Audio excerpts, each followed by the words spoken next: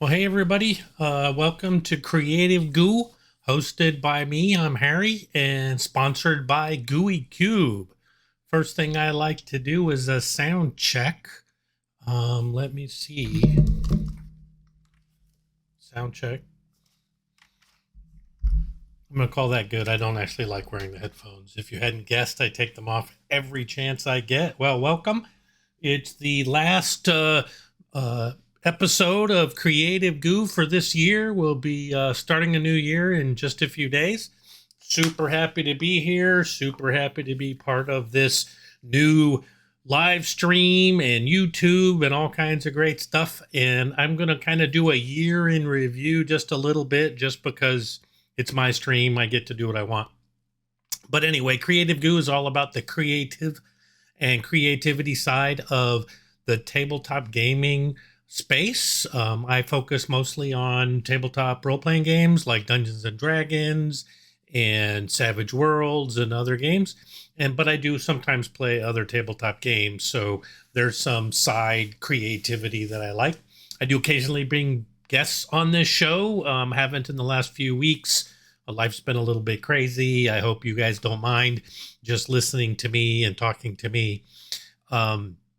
But one of the first things I wanted to do is talk through the year. So one of the things that I did this year is launch a patronage site called on my mini factory called a Tribe. And instead of doing a third-party software and then bringing everybody to my mini factory to deliver the product, you go right to my mini factory and you can subscribe to my service right there. I'm going to show the screen. Let's see if I can make that work. Here we go. This is the website. It's myminifactory.com. The link is Harry Coit, and it's Harry's 3D Sculpting, and this is the page. So I mention it on Facebook. I mention it here on this Twitch channel. If you're interested in the link, I can certainly make it available to you. But anyway, this is the site, and this is the Tribe. I just wanted to show everybody. Again, I launched this earlier this year. It's been up since, I want to say, May, June timeframe. I do lose track. Might have been a few months earlier. It was sometime after I attended Genghis Khan, which was in February. So probably within a month or two of that convention that I attended.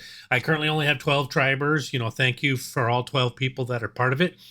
There's two levels. There's a $1 per month and there's a $3 per month. The $1 a month gets you at least one miniature. I do sometimes release sets of themed miniatures, like the hobgoblins I did were released as a set, 3 different hobgoblins. And then there's a $3 level or tier, and that gives you the same set of miniatures every month. And then 4 or 5 times a year, I do a special release for those subscribers, and they get a special release. So you get a lot more miniatures for your money. Hey, good evening. What is Genghis Khan? It's a gaming convention in Denver, Colorado, and it's in February. This year, it's going to be the same weekend as the President's Day weekend. I think that's the right weekend. Let me look at a calendar real quick. So if my face is not looking at the camera, it's because I'm looking for my calendar. Give me 1 second. Bum, ba, dum, bum.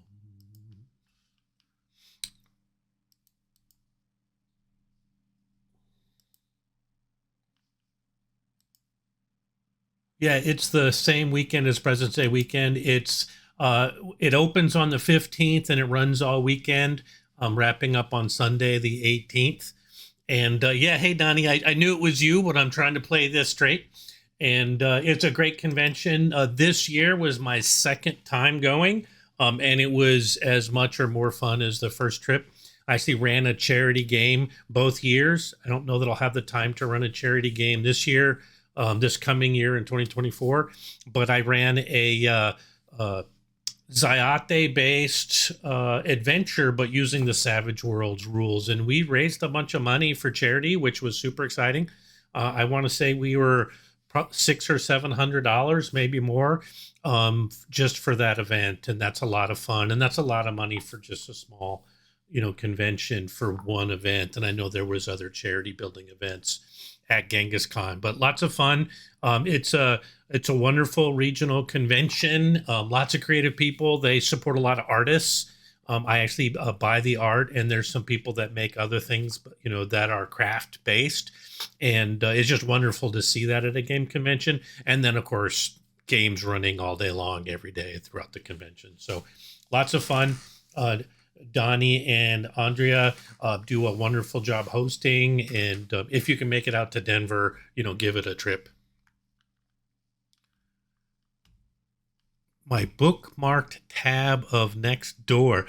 Oh, so Nextdoor is a social media site for your local community. So most of the members live here in this little town I live in, but no more than one town away is all of the interaction. So you can find local service providers, if you need a plumber or something like that. Or I found some gamers through Nextdoor to get my local game going. So it's a nice little social site it's like Facebook, but it's designed to just be your local community. So there's next doors for different communities. It's pretty active here, which is really nice.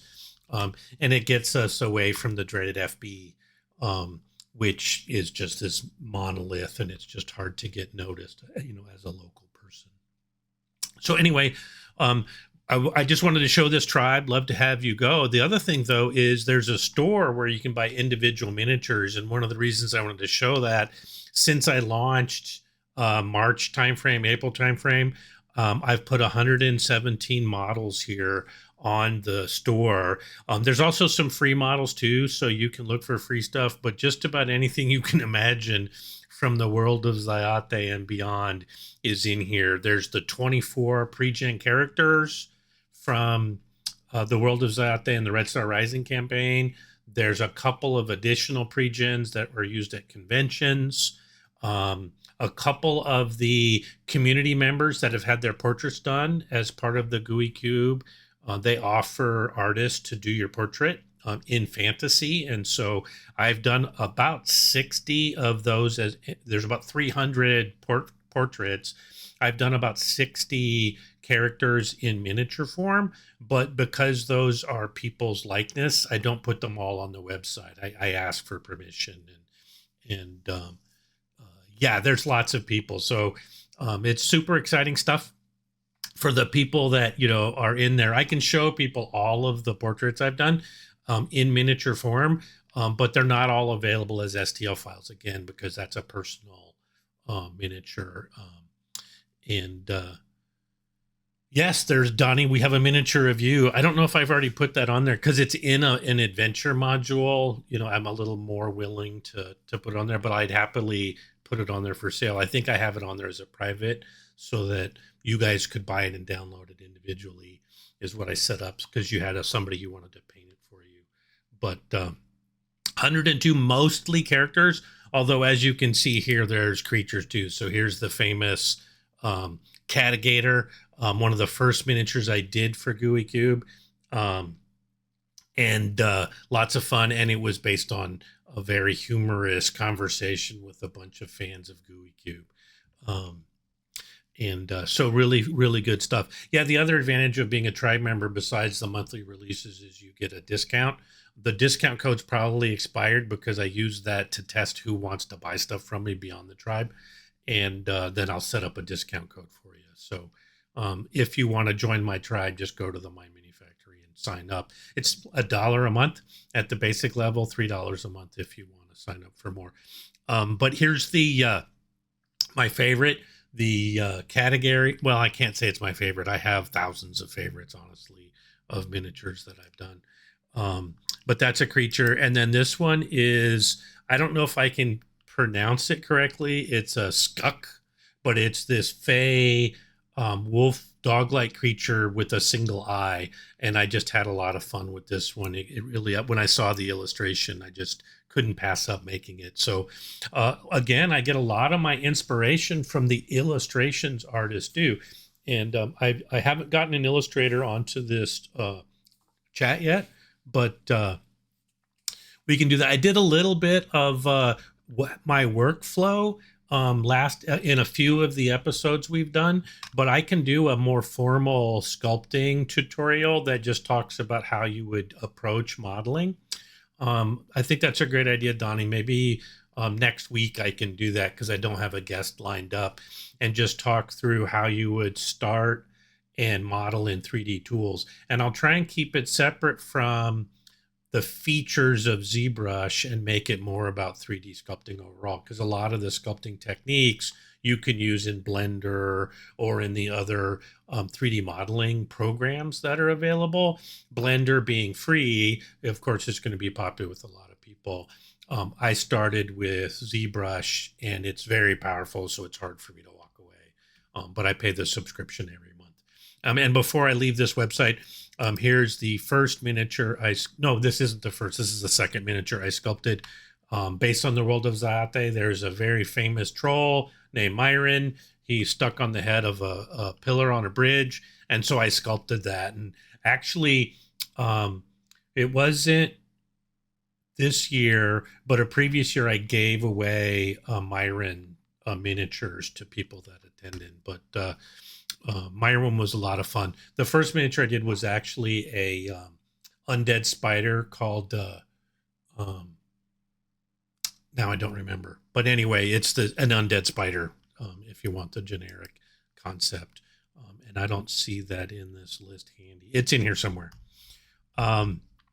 Anyway, some people were asking if there was a bust of Alphinius Goo, so I made that available on the site. So as you can see, it's I think it's 70 millimeter. It may not be that big, but it's big. It's a nice size bust. Let me move both of my hands on the screen. So it's about that tall, and with the base. And so if you're a painter, you can really, really go to town on it. And he's got the turtle pipe and everything, and the monocle, the full Alphinius Goo look. And there is the Alphinius Goo bust where he's wearing the bonnet. And so this is also really nice. It's the same character. He's just got the bonnet on his head. And the flowers on the back are just as ornate. So this is a really, really nice desktop piece. And so I made that available. And so that this My Mini Factory happened this year. The other thing that I wanted to show everybody that's interested in what's happening, there is a YouTube channel called the GUI Guild, and all of the previous creative goos are on there. But there's also stuff from other people. Chrysalis Endeavors has videos. Copper Dragon Productions had a Red Star Rising actual play. Tabletop Misfits, Plots in Darkenhaven, Forward Unto Saves, and more. So I didn't want to just read every single one of these, but go to that YouTube channel and you'll see a lot of community driven content that's around the GUI Cube, right? So the Creative Goose, since they're sponsoring this, I do get highlighted at the top, but there's tons and tons of great stuff on this site for you to take a look at. So that's part of my year. The second part of the year was actually this stream. And let me get the camera adjusted just a little bit. I moved my studio once again. I moved it last week and it wasn't working. So I tried to change it back, and so it's still different. So I apologize.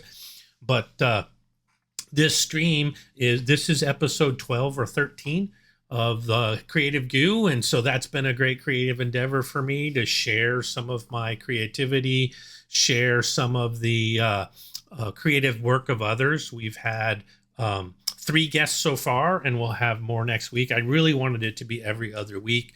It's more like 1 guest a month. And they share their particular creativity. We talked about world building in a session, which was a ton of fun. We talked about sculpting in like Fimo or baking clay, sculpting dragons. That was a ton of fun. And then we talked about painting miniatures, and that was a ton of fun. So, hey, Phantom, nice to see you. And so just really, really fun stuff. And I just really want to thank everybody for coming and joining me live. And then I do get a lot of views on YouTube as well. After we post it online, every single one of these Creative Goo videos gets people to come look at it on YouTube. So I thank all of you for doing that. It's made this year special. It's been a tough year for me. It's been a tough year for a lot of people. And having something like this is certainly a great thing. So Phantom, thanks for just stopping in and saying hello. I appreciate it. If you want to go play a game of D&D, go do that. That's certainly way more important than listening to me chat on stream. So have some fun. Anyway, what I did last week, which was kind of fun, is I went into ZBrush and I sculpted based on feedback from those of you that were sharing this video and sharing this stream with me live. So we made, let me show you. Let me close out this website, bring up ZBrush. And I wonder if I have an older version. I can show you where we started.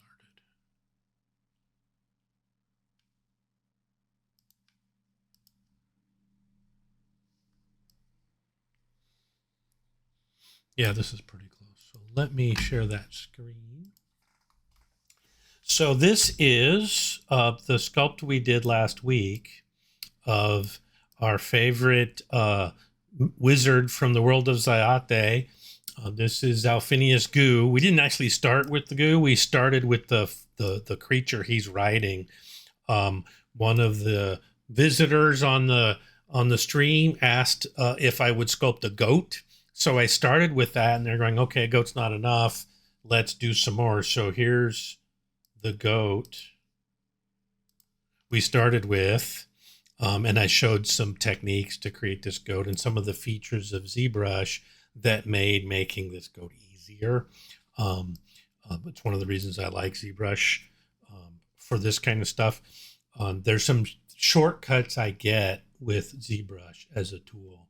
And then as you sculpt over time, you build your own library of content that you can make use of and take advantage of. And so that's why I was able to create this. So I have this. And then they said, well, why don't we make a chimera? And I was looking for a lion in my library, and we don't want to spend hours and hours watching Harry search his hard drive. So I couldn't find one, so I picked a llama instead. And so let me drop some of these objects.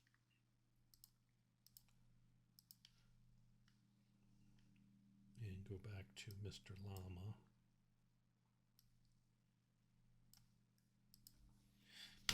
And so I added the llama head, and a similar technique. And if any of you have used a tool like Photoshop, where you have layers, where you put different objects on different layers, like your background, your sky, and then another layer may be the characters or the trees, or if there's multiple characters, they're different layers, and you only fuse the layers at the final step. Well, ZBrush is a similar technology, except they're called tools or subtools. So I have a subtool for the goat, and then I have a tool that's just the head of this llama. And then we added, for the third head of our chimera, a beagle. And so I called this the Christmas chimera, just for fun, because it's not a traditional animal, of course.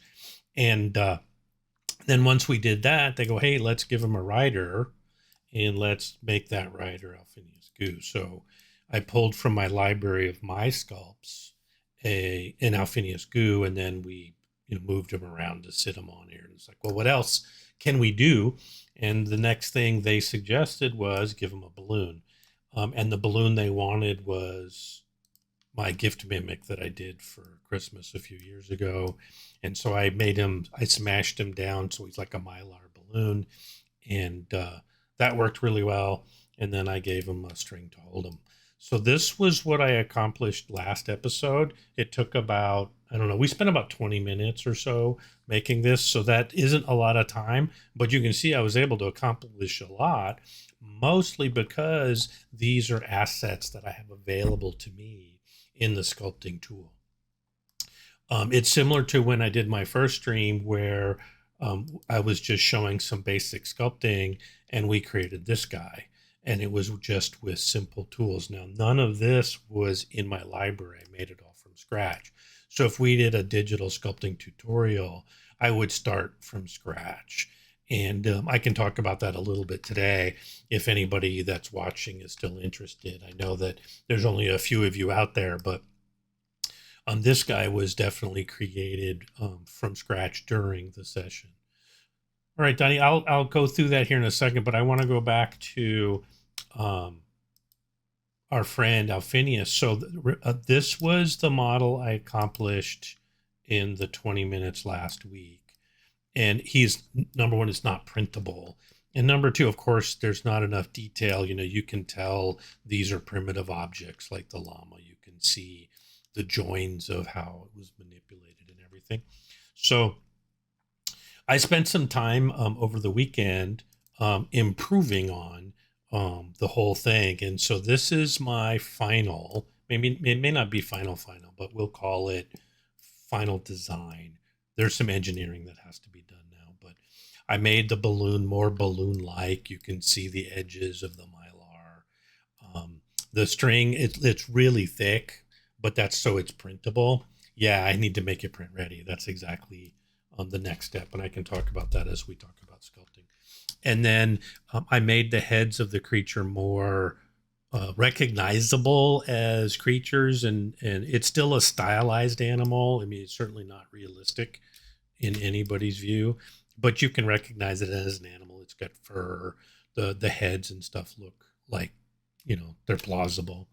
And so the next step would be to take all these different, just like you would in Photoshop, take these layers and merge them into a single printable object. In the case of this, though, I wouldn't make it a single object. What I would do is make this a printable object, because with my experience, I can do that. It would probably print successfully. The string would be a little fragile, but I think it's thick enough to print well. And then I would make the balloon its own piece with a hole in it to go stick on the string, right? So those are things you have to think about before you print it. But so I need to do that maybe this weekend, make that all happen, and then test print it to see how fragile the string is, if I need to bulk it up or not.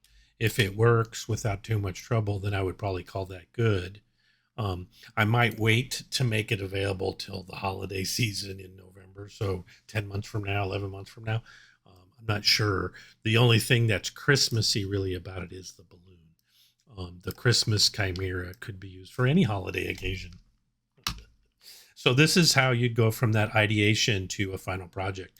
In fact, one of the things I found for me personally is that I used to start with a sketch back when I was sculpting physical models, you know, with tools. And I would use that sketch as my reference, and of course, capture photos and images from other sources and use those as references as well. So I still use references now through Pinterest and Google Images and things like that to get ideas and to make sure what I'm doing is readable and realistic as much as I want it to be realistic. Sometimes I do stylized. I'm kind of in between perfect realism and stylized, because at 1 inch tall, perfect realism doesn't print. So there's always a balance. But anyway, the ideation would become in that sketching. And I have some sketching software now, but I find I've gotten really, really bad at it. And I have to rebuild that skill, because I do my ideation right here in the sculpting tool in ZBrush. And so what I mean by that is kind of that concept of how do you sculpt in 3 dimensions, right? How do you do digital sculpting and 3D modeling? And so what you first have to do is have an understanding of the modeling concept in the first place. And then you have to get some familiarity with the tool. I'm going to talk a little bit about the tool here just because you're interested. Hopefully this doesn't bore people. I'm going to move my microphone just a little bit so I can get better access. All right, so the workspace is this area in the center, and you really can't see much because this is a sphere. Um, but I do have up in the corner here is this face. And the purpose of this face is to tell me what the orientation is, even if my model doesn't have a clear orientation. So I know where the top, bottom, sides are because of that face. And I have some shortcuts to change so that the face will just snap to that orientation. And so will the object that I'm sculpting. And that's more clear if I bring back our friend, the Beast Rider. And if I snap, I can snap to the top view, to the side view, and to the front view, in addition to rotating in the picture. The other thing that I have that's really slick in the software is this silhouette. When you're doing any kind of art, the silhouette of the piece is really important. And when you're looking at the details and some of the forms in your sculpt, you'll lose sight of that silhouette, especially if you're focused on the pores in the face or something like that. And the advantage of having a tool like this is you have a quick, and you can make it go away. There's a lot of people that don't use it. I keep the silhouette because I want to see quickly how it's going to read. And I love this model. I think the silhouette's strong. You can see there's this rampant creature. You can't see the heads in this angle, but you can tell there's a rider. And if I change the angle, I can see the silhouette from those angles. And so this is actually a pretty strong composition from how the character stands. And that's really important. Now, the other challenge we'd have printing it is, are those back legs strong enough to hold up the entire model? Or is it going to be really fragile and brittle? Chances are it'll hold up fine to being on a shelf or with careful use on a table. If you're going to have people that don't understand the fragility of miniatures, or young people, sometimes they're not so careful with the miniatures, and it would likely break. The balloon would break off for sure, and potentially the whole thing would snap at the ankles. Now, a lot of this comes from, you can buy those pre-painted plastic miniatures or even WizKids miniatures that you paint, but the plastic they're made of is flexible. And so you can drop it on the ground and nothing will happen. The worst thing that happens is the weapons, the staves, and things like that bend and stay bent. You have to heat them to straighten them out. And so if you're used to that kind of miniature, you're surprised by the solid, brittle nature of 3D printed miniatures. And I've had that challenge at tables with strangers. And so, for example, when I take my miniatures to conventions, they always get broken. And I can fix them, or I can print new ones and repaint them. So it's not as big of an issue for me personally. But that's hard if you spent days painting something to only have it break at the table. It's really frustrating. Hey, welcome to the stream. Happy to have you here. I'm just talking about sculpting and thinking about your sculpts when you're going to 3D print them, especially miniatures, because they're basically an inch tall. So let's talk about this concept again of sculpting. And so I have these tools here in my tool bag. I've got the silhouette. I've got the orientation. Let me go back to full face. And then I have tons and tons of tools. You can see there's all kinds of buttons and menus and things on the screen. The most important thing to understand is all of the tools that you're going to use, whether it's Blender and its 3D modeling, ZBrush, or these other tools, Cinema 4D, or just Maya. They all have modeling tools. You're going to be sculpting on the model with, they're going to use either a term, tool, or brush. In the case of ZBrush, because it's called brush, you have a brush palette. And so these are all the basic brushes you use. And there's tons and tons of them. I have library after library of brushes. Now, hey, Hunter, nice to see you. If you have questions you want to ask me, feel free to jump in and ask me those questions. I'm just walking through the things that you're going to use if you're going to get into 3D modeling and what kind of options are available. Now, I mentioned that I have these tools. Let's see how many there Looks like about 75 tools just on the screen, and I have libraries of more. You just don't use that many at a time. In fact, I use this row on the bottom. You can't really see it that well on the screen. Let's see if I have a full screen view.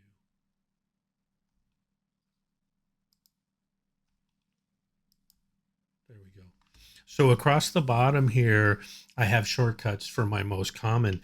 And some of these most common are just a manipulation tool to change size and stuff. And so this is a tool where I can actually change the size of the model. I'm not zooming in on the screen. I'm actually changing the size of the model. But I can also, deform the model. And so I have 3 versions of doing that. And so it's really just one tool. Mostly I use what's called the move tool. And again, let me reset a few things for my tool because I was doing some other sculpting. I have this move tool, and what it does is pretty much what it says is I'm just moving the clay around on the screen. So I just grab it, and if I make it really big, I can make really big moves. So let me undo that. But that's what the move tool does. And then I have the ability to add clay. Right, so this is a clay tool. Get rid of that. And then I have, it's called the Damien Standard brush, but basically it's a brush that I can cut in and add lines. So that's really, really big. But I can also make really, really small lines using that tool, right? So I use that tool a lot. Then there's an inflate brush where, as you can expect, what that does is it inflates the clay like it's a balloon wherever you put the stylus, right, or your mouse button. So that I use a lot. And then there's another one called polish that I can polish it down and create edges. So this is good for, sleeves and tops of boots and things like that. So I use that a lot. And then once I finish the basic sculpt and you want to add detail, there's what it's called the standard brush, but what I mainly use it for is to add texture. So here's it's just there's a texture to the brush. So I'm adding the texture, and if I change the texture to something else, I get a completely different look. And so I can create different skin or fabric or all kinds of different things with applying a texture. It's called an alpha in this software, but you're just basically applying texture to the model. And so there's lots and lots of things I can do to create texture. And so most of the time I'm sculpting just with those brushes. You don't have to learn every single brush. They've made some other improvements and things to do things that are really important. The other feature that you want to look for, which is I'm using right now, is called symmetry. And basically it's the center of the model. I'm going to replicate the effort on each side. So when I start sculpting a creature, I'm going to work in symmetry because symmetry allows me to do things faster, and it's perfectly mirrored on both sides, which is really useful. And then when you reach the end of the project, then you would change the symmetry, maybe move the eye a little bit, because perfect symmetry doesn't look realistic. I don't stress about it too much. At 1 inch tall, perfect symmetry is going to be fine. And Hunter, you're absolutely right. So if you're modeling in real life, texture, you have to actually have fingerprints work really well with some different materials. But you'd actually have to either sculpt each dot with a pin or create your own texture stamp that you could put on it. So this gives you a lot more freedom, and you can mix and match. In fact, there's a brush that's available in here where there's 2 textures in the brush. Depending on how hard you press, is which of the textures is prominent. And that's just, just fancy features that they've added because this product is so mature. And so you can do a lot with just simple brushes. And I'm going to go back to the sphere in just a second and talk more about how you would sculpt. The other things that, again, that I mentioned is on the other side, I have the tools. So if I want to add another shape to this model, I can just quickly add it. And then using that tool we talked about, that can change the size. Now I've got this square as part of my piece. And so this fish man has a square collar, right? Again, this isn't a realistic example, but it just shows I can now work on the collar piece without destroying the work I did on the head. And I only merge them at the last step when I'm going to move to print. The other way you can do this, like I did with Phineas Goo, when I sculpted him with hats, each hat was separate. So I could print the hats separately, and then they could just be glued to the top of the head. Now, if I was going to do that project again, I would merge the hat with the head and just print 12 different heads, each with a different hat, because that prints less, it's less fragile. When it prints, you're going to get more successful prints by having a head with a hat than an individual hat. So that's just things you learn as you're working with 3D prints and the software tools that are available. And then there's other things I can do with this software. I can polish it. These are just features that are available. So I'm polishing that square. Let me just look at the square for a second. So I can polish it. Again, I can inflate the whole thing. I can deflate the whole thing. And so this is creating really weird artifacts.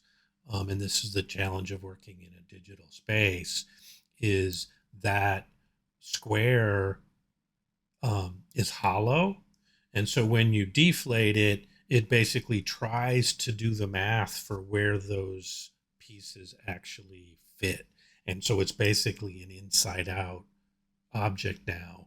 And of course, it's completely unprintable. It's a division by zero error. And so those are the things you have to watch out for. And so it was a quick way for me to show that. So there's lots and lots of features and tools that you can do, but the basic sculpting techniques are going to be similar to what you might do in the physical world, especially from someone like me. That's where I started, is sculpting in the physical world. And so a lot of the choices I make are based on me understanding a 1-inch tall miniature. And but other than that, you're just, again, there's different concepts for how you would approach 3D modeling in a space like this with a tool like this. I use the move tool the most. So instead of let me show you the difference between the two techniques now that I'm thinking about it. So moving things around so I can get at my screen. So I've got this object and I want to make a head, right? I want to sculpt a face. And so I would first start by making sure I'm face front with this sphere. And I'm going to give, some basic deformation here. Just because I don't want to work with a perfect sphere. So this kind of gives me what I'm looking for. And then one approach I could do next is with that clay brush. And so I can add clay or subtract clay. So I'm going to start by subtracting. That's not even close to enough. Oh, I'm going to do something else. So the other thing you want to do, let me go all the way back to the sphere. See, that's why you really need to plan to teach if you're going to teach. So I'm back to the sphere. And you notice up on the top of the screen here, it says active points 24,578. So if I look at the number of polygons, there's a ton. And that's great for some things, but when you're doing your modeling, what you find is when you're starting, you want the forms to drive your decisions. So the fewer polygons you need to show those forms, the stronger your sculpt's going to be. And 25,000 for a face to start, probably not optimal for how I work and how most of the people I've learned from work. So I'm actually going to reduce this down. Now there's only 1,500 active points, and I'm actually going to delete the other one. So I think I'm going to be happier working with this level of detail. Now you can see now where the squares are. So if I turn that back on, you can see those are pretty big squares for working with. But again, I'm trying to make a head, and I want to make that head, I want to be able to move relatively quickly to get the shapes I want.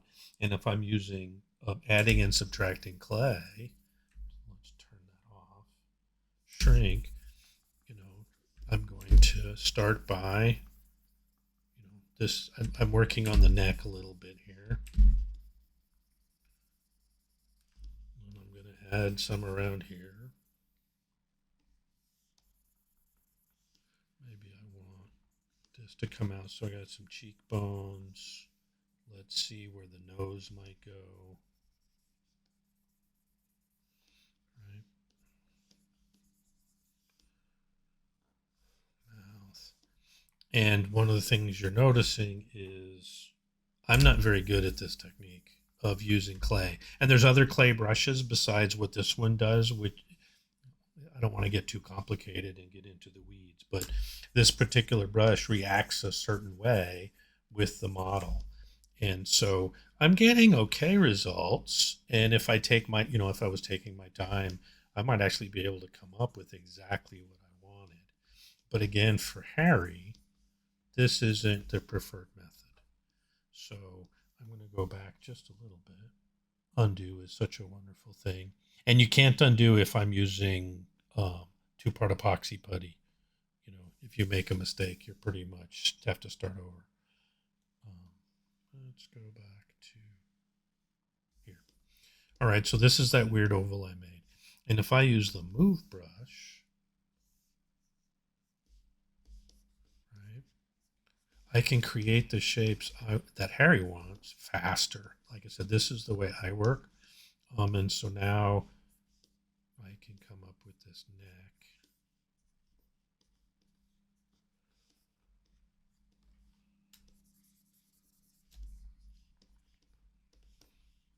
Bring his chin down. And you're already starting to see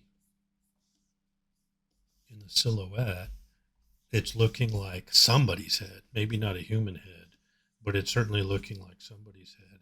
And that's just with simple moving these pixels around. Let me center it again. And want to make sure he's got a real skull.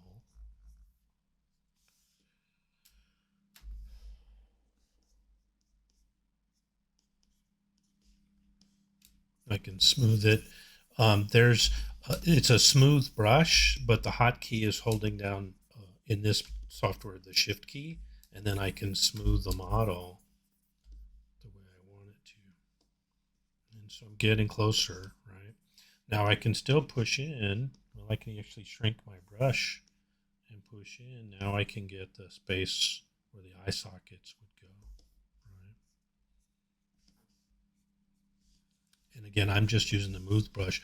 Other people would use the clay brushes to build up with clay. I just think better with this smooth brush. And then I'm adding, where his nose might be. And then here's where I would use the brushes, maybe adding a mouth. And this might be where I add some more polygons. This is where the shape is working against me, because there's too few squares or rectangles for me to work with. But again, I don't want to go too fast because I want to make sure the shape's good, because his head's too round right now, right? So his forehead's pretty strong, but it's not forward enough. I need a bigger brush, and I need to bring his forehead up. I mean, if you look at normal human proportions of the face, the eyes are halfway down the skull. So I was going so fast, I didn't do that right, so I need to move his eyes down, squish his face up just a skosh so that he has a full head. Now this is a little misshapen. He's already looking alien because I'm doing this so quickly.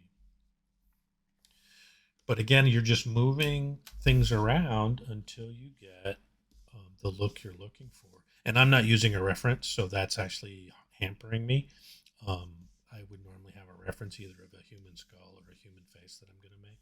And so I can make sure these basic forms, see, already thinning the side of the head is giving me a better look, and I can bring this jaw around where it's supposed to go. I have sculpted so many faces, I have a pretty good feel for how this should look, where the ears are going to go and where the neck's going to go. Right, so even without a reference, I'm getting pretty darn close to a skull that matches. Now, if I'm not going to do the skull first, I can also put where I want the ears to go in this model right here, right? So that's the basics process I go through to make a model. And then once you have this, you can increase the resolution, right? And then start adding more details. But only once you were comfortable with that first model. Like if this is going to be a dude, he's got to have, that Adam's apple, right? You want to be anatomically correct. If it's a guy, right? So I've already found a problem I've got to fix at some point. And then if I'm going to add shoulders and things, I already know his neck's too long. And so I can either add another object that I make the shoulders, or we can just keep growing this guy. And maybe he's a football player, so he's got a really strong neck. And then I start working on those neck muscles that are going to go in, and I can grow the model anywhere I want. So in fact, the other thing you can learn when you're doing 3D model, things that you can't do in the real world, is I can put a mask on this thing. Basically what I'm doing is protecting part of the model while I'm working on other parts. So I'm going to mask his face. Let me make that a little less. So now this dark area, and most software has this, is, nothing happens if I, scribble on it, nothing happens.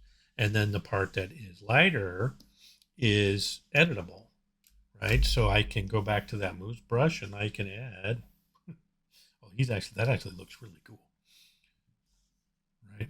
Now I'm getting into ideation because there's nothing I have planned here. So I just made something cool. Right now it's an alien. It's somebody like that, where, this is an advisor, or you can make it a ghost, or maybe it's a statue. Again, just by playing around with the pixels.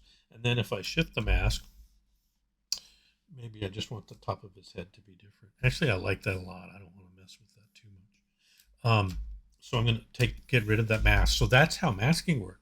Well, one of the things you learn, you can't do that physically because it's hard to add that extra clay. I just added that extra clay on the existing model.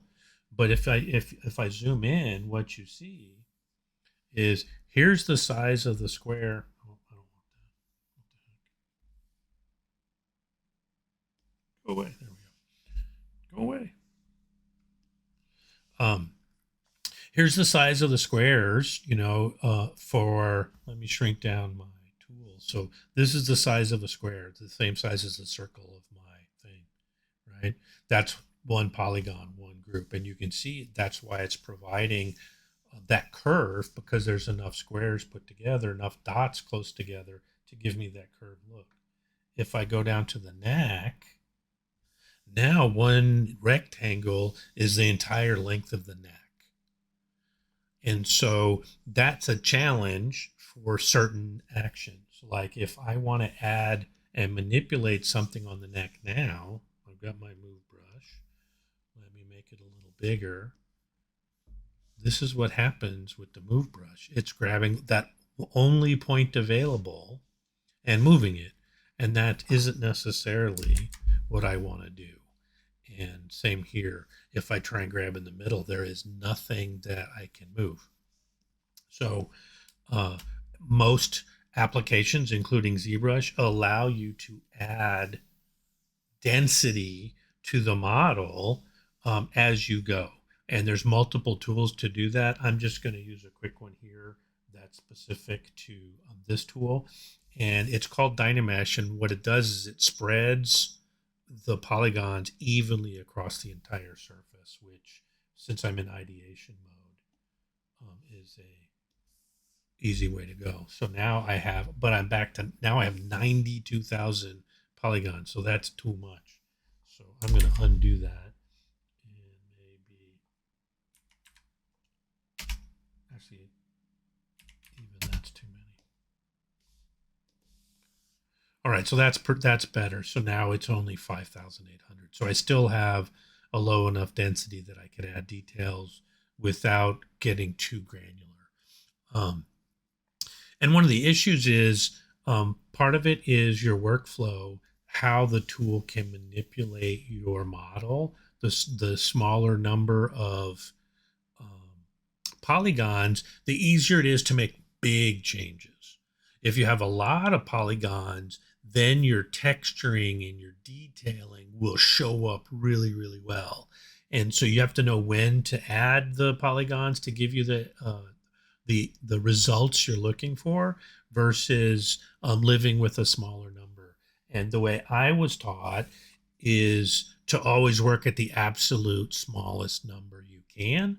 Although some tools, including ZBrush, you can work in very large numbers and still get good results. You would just use different tools, different brushes, for example, to accomplish what you want to do.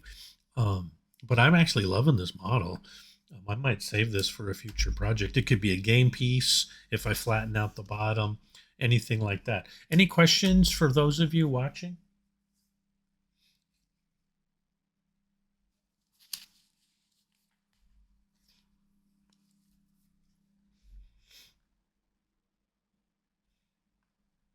So again, everything is dependent on the software that you have. So in ZBrush, I have lots of different tools I can use to accomplish what I want, to create texture, things like that. The other thing I can do, for example, if I wanted to make this neck piece fabric or cloth, one of the things I could do is use that masks technique again. There we are. So it's, make it almost all the way to the top.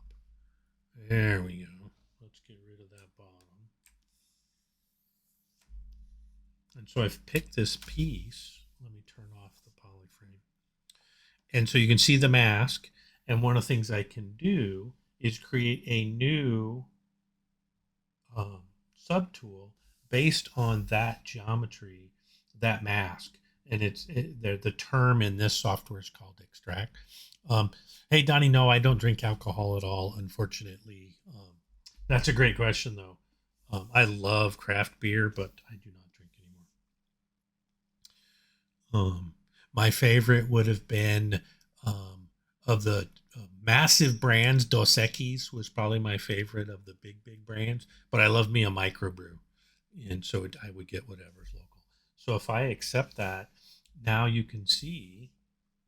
Let me remove the mask in both cases. So now I have this neck piece on this miniature. So here's the original, and then here's the new piece I created. That's this neck piece. And so then I can work adding the wrinkles and the texture to make this look like cloth without messing with the neck of this creature. And I like that too. I think this was a good ad. And so those are some things you can do when you're working in this digital space. The other thing you can do, if you have a library of things you've made before, um, I could add a weapon. In fact, I have one, I think, in my.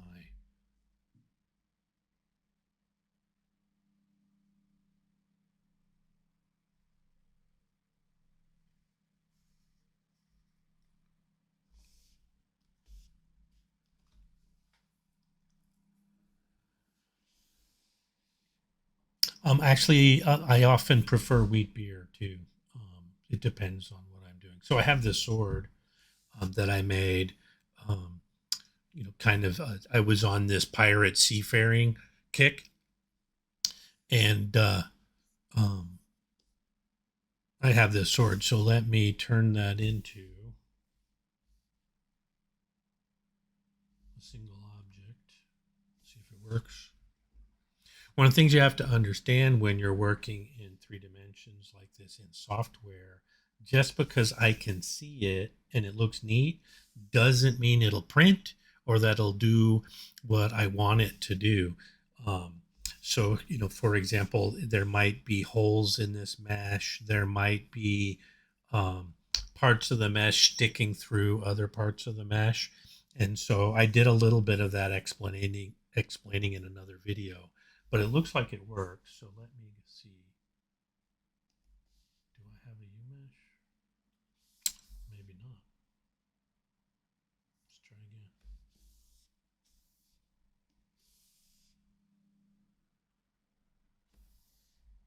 Is it not working? It's not working, so I need to do some steps first.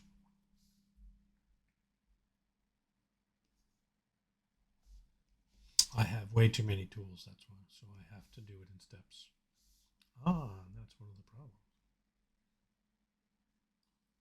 It did not like that step.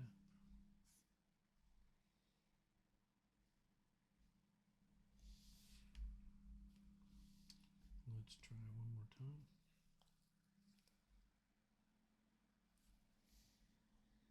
Well, it still doesn't want to work. So I will, because we're almost out of time, I'm just going to grab the hilt. So it's just this piece, right? And I can then go back to this alien I was working on, and I can add that hilt to my model. So like I said, I can take advantage of anything I've sculpted before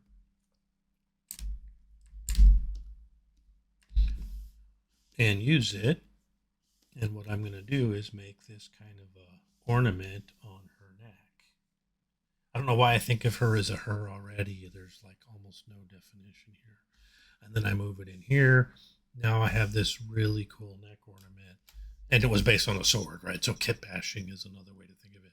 So I have this object that I've included that helps me do things. The other thing I do when I'm sculpting is insert a sphere in a lot of cases just to represent the eyeball.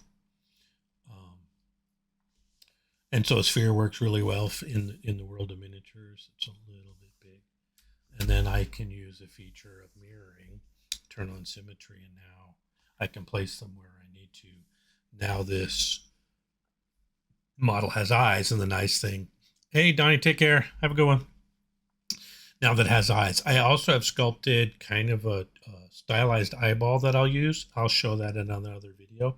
But again, there's just so many things you can do by just sculpting objects from scratch and then using objects you've previously sculpted and add them into your project to give you really creative use. In fact, there's an ideation technique I'll show in a future video on how to just do ideation from scratch. And it's just a really cool technique you can do with some of the techniques available here in ZBrush software. But I've had a wonderful time chatting with everybody. I love the conversation. I love interacting with those of you that join me live and interact on chat. So thank you all for joining me. And I will call that good for this week. And I look forward to meeting everybody again next week. And if you can't catch me here live, feel free to go to the GUI community on YouTube and watch later. So take care. Be well.